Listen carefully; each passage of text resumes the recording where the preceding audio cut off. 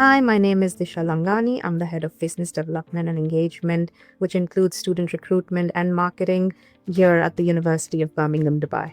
Hi Disha. Hello. I'm going to give you some buzzwords: generative AI, predictive analytics, personalization. Which hype will move the needle for enrollments this year, and which one's overrated? Okay. I would go with predictive analytics, which I think is going to be most effective in generating enrollments this year because it helps you make decisions based on behaviors, and it helps you realize who will act before they act. So it gives you solid data-driven decisions. AI is interesting, but I don't think people realize its full potential yet, or how to use it in the proper manner, which when done incorrectly or not to its complete extent can often give you incorrect insights or can lead to more harm than good.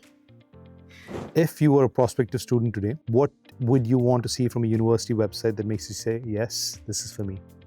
I would say transparency on the investment that's expected from me, as well as the career outcomes, and the ability to connect to a human at the other end.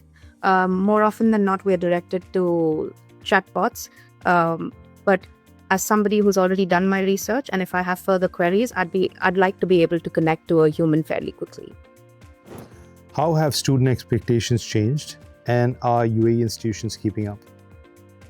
Student expectations have definitely changed. They expect personalized journeys and instant engagement, a lot of which is shaped by the modern digital experiences around them. Universities tend to focus on the one-size-fits-all approach, although I think that is changing as they are realizing that students these days prefer personalization over standardization. What is a habit you see in high-performing admissions teams that others struggle to maintain? I believe high-performing teams follow up with speed and accuracy and are consistent in their follow-ups. They rely on data-driven decisions, but also leave enough room for intuitive human consultation. And what they do is, data is their guide, but it's the intuition that gives them the edge.